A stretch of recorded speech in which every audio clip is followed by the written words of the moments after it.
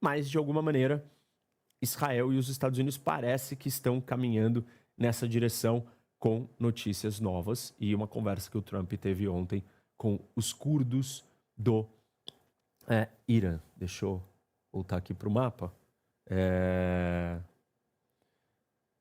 Quantas pessoas nós estamos aí? Quase 15 mil pessoas. Deixa eu...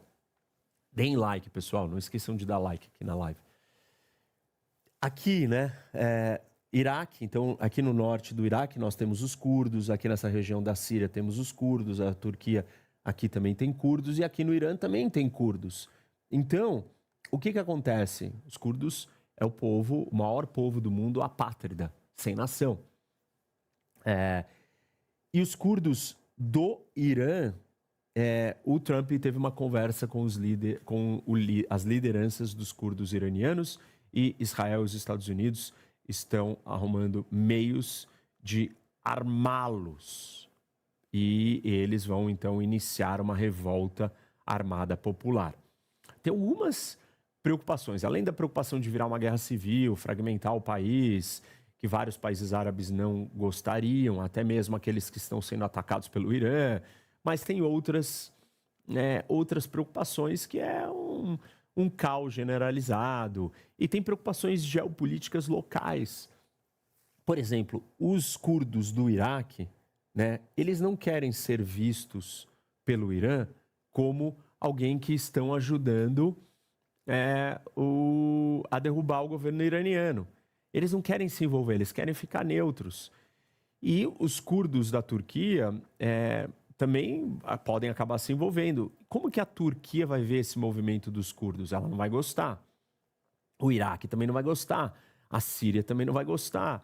Tudo isso causa outros problemas, porque fortalece os curdos, e os curdos, a existência deles não é um problema só do Irã, é um problema desses outros 4 países aqui. Mas é um caminho, ninguém tinha falado disso até agora. O Trump conversou com ele ontem, com as lideranças dos curdos, e parece que estão começando a planejar um armamento para isso. Uma outra coisa que eles estão fazendo, né, Israel está fazendo, é atacar as forças de segurança. Atacar delegacias, centros de comando policiais, as milícias internas. E isso é para tirar a capacidade do aparato de segurança iraniano de conter protestos e manifestações. Só abalar as polícias não dá certo se não tiver gente em terra armada resistindo. Mas parece que eles estão trabalhando nas duas pontas.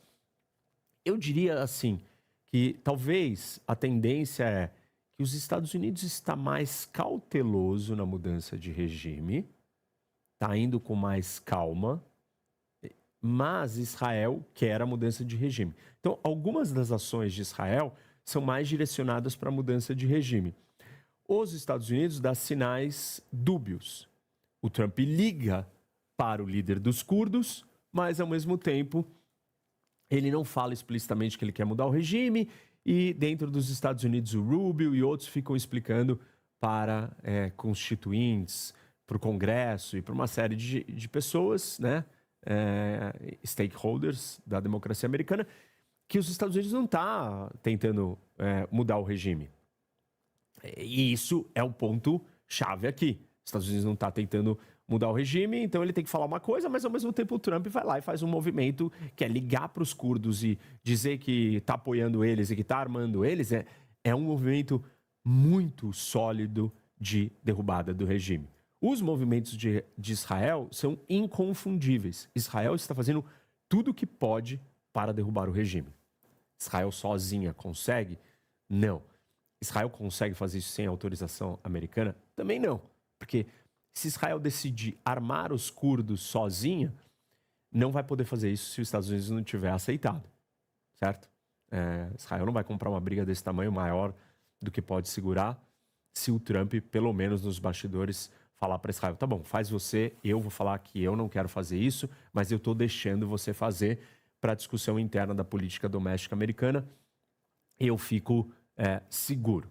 Então, essa é uma possível interpretação ou análise do que a gente está enxergando ali. Eu quero falar um pouco agora de um outro elemento da guerra, né? Que é quanto tempo vai durar a guerra. E claro que parte dessa resposta tem a ver com o que eu acabei de explicar para vocês. Depende qual é o objetivo. Se o objetivo é derrubar o regime, aí então a guerra tem que durar mais tempo, porque você precisa de mais tempo para destruir a capacidade do regime em se manter no poder. Se o regime, se não é derrubar o regime, a guerra pode ser bem mais curta e ela pode acabar em alguns dias. Não é impensável isso. De novo, a gente não sabe para onde os Estados Unidos querem ir com a história. Muita gente me perguntou, mas o Trump está perdido e ele não tem objetivo? A maneira como ele está se comportando parece que sim, mas eu não acho que seja isso. Eu acho que ele está querendo contar com a oportunidade, com as possibilidades. Então, ele não sabe qual vai ser o nível de resistência que o Irã vai ter na guerra. Ele achava que o Irã podia retaliar com um foguetinho e, de repente, entrar em parafuso, as pessoas saírem na rua e o regime colapsar. Ninguém consegue medir o grau de resistência dessa história. Então, ele dá um passo e vê o que acontece. E aí ele se questiona, né? Ele fala, bom, não aconteceu o que eu queria. Aí ele fica reavaliando. Dou o próximo passo? Então, não é que ele não saiba o que ele quer. Ele está dando passos cautelosos e comedidos e está sentindo as reações. As reações do mercado financeiro, da economia, do petróleo, dos aliados, do mundo, dos americanos, do andamento da guerra, do Irã, dos países do Golfo. Cada passo que ele dá, ele vê a reação. Aí ele para, calcula, né, analisa o que está acontecendo e chega a uma conclusão. Acho que dá para continuar. Isso daqui não é uma resistência tão grave, isso daqui não está gerando consequências tão problemáticas, eu vou dar o próximo passo. Aí ele dá o próximo passo e assim ele vai. E ele fica dando esses passos e com isso ele vai tateando. Ele está esperando que num desses passos a coisa arrebente para o lado dele. O que é arrebente para o lado dele? O Irã colapse. Então ele está contando com isso. Quando ele dá os passos e isso acontece, ele tem que recalcular e tomar uma nova decisão. Vou continuar avançando ou vou começar a recuar? Vou tirar o pé. Então, é isso basicamente que está acontecendo. Tem um fator prático e crítico que determina, né, o quanto que a guerra vai durar, o quanto que ela pode andar, que é a quantidade de munição de todos os envolvidos nessa história. Pode parecer uma coisa básica, eu falei disso, né, ontem lá no Instagram, as pessoas estavam me perguntando, a França vai entrar, vai mandar um porta-aviões. E eu respondi, tá bom, não faz diferença nenhuma, porque quantos aviões os franceses vão decolar para atacar o Irã? Quantas sorties, né? Quantos ataques, levas de ataques serão feitas? Poucas. Por quê? Porque a França não tem munição para sustentar uma operação dessa, não tem capacidade, não tem equipamentos para sustentar isso no longo prazo. Então ela vai ali com suporte e tal, mas ela não vai ficar fazendo milhões de decolagens de caças e milhões de bombardeios. Ela vai fazer bombardeios pontuais, exatamente porque ela não tem munição. Isso aconteceu na Líbia há muito tempo atrás, quando a intervenção veio com os ingleses, os franceses. Em uma semana eles já não tinham mais munição. Só que isso vai acontecer com todo mundo. Isso está acontecendo com todo mundo. E aí tem dois tipos de munição. São as munições de defesa, as baterias antiaéreas e as munições de ataque. As munições de ataque não estão sendo um problema imediato e tão crítico para os Estados Unidos. Podem vir a ser se a guerra durar 4 a 5 semanas. Aí os Estados Unidos vai precisar restabelecer os estoques. E não é que não tenha. Tem, vai ter que buscar. Só que é uma operação logística, vai ter que começar a mobilizar mais gente, a guerra está continuando. Então, os Estados Unidos têm que estar preparados para um outro movimento de mobilização militar para dar sequência na guerra. As munições de defesa, e eu estou falando agora do lado de Israel e dos Estados Unidos e dos países do Golfo, depois eu vou falar do lado do Irã.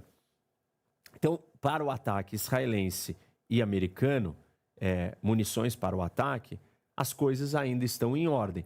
Para um conflito muito mais longo, vai ter que ter uma mobilização maior. E esses equipamentos não estão colocados ali. Eles vão ter que vir restabelecer os estoques das munições. Vamos falar da defesa, que esse é um ponto muito importante. Todas essas baterias antiaéreas que estão sendo usadas para abater tudo que já foi lançado de míssil balístico e drone. Para vocês terem uma ideia, os números de ontem, no Emirados Árabes, eram por volta de 700 drones só que o Irã tinha lançado. Mísseis balísticos estavam num 180. E os Emirados foi o país, junto com Israel, que recebeu o maior número de ataques.